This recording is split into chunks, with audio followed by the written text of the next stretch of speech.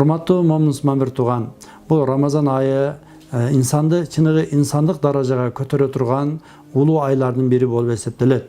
Бул жөнүндө имам Газали, Алла рахматын алсын, ал киши мындай дейт: орозодун дейт 3 түрү бар дейт. Биринчи түрү саумул умум дейт, жалпыны туткан орозосу дейт.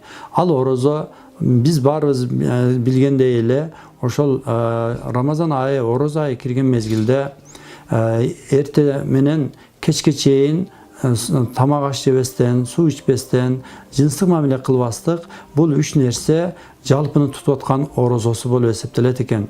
Ал эми экинчи түр орозо бар, ал саумул хусус дейт, өзгөчөлөрдүн орозосу. Ал өзгөчөлөрдүн орозосу болсо, ошол жогоруда айткан 3 нерсе жеген ичкенден, жыныстык мамиледен сырткары, ошол адам дененин дагы орозосу бар экен. Ал дененин орозосу ошол Рамазан айы кирген мезгилде биз эң биринчи көзүбүздү арамдан сакташыбыз керек экен, кулагыбызды арам гыйбаттан, угуудан сакташыбыз керек экен, тилибизди гыйбат сөздөрдү сүйлөгөндөн, же бирөөнүн көңүлүн ооруткандан биз өзүбүздү сакташыбыз. Бул дененин орозосу болуп эсептелет экен.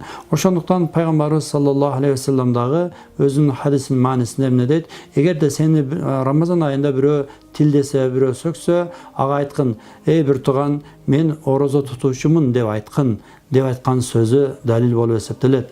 Ошондуктан бул экинчи, мындайча айтканда, ошол орозонун өзгөчөлөрдүн орозосу экен.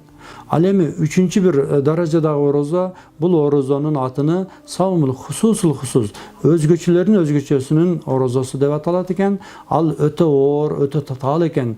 Анын өзгөчөлүгү биз жогоруда айткандай жеген ичкенден, жыныстык мамиледен сырткары дененин орозосу деп атпайбызбы?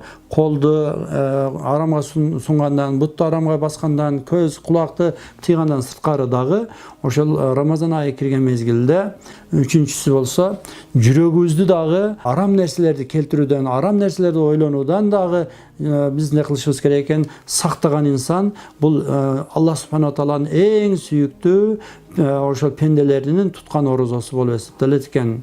Урматтуу мусулман бир тууган, келиңиз, Алла субхана таала сиз менен бизге ушундай бир улуу айды жана улуу убакытты бизге насип кылыптыр. Бул айдын улуулугуну түшүнөлү жана ошого жараша аракетибизди кылалы.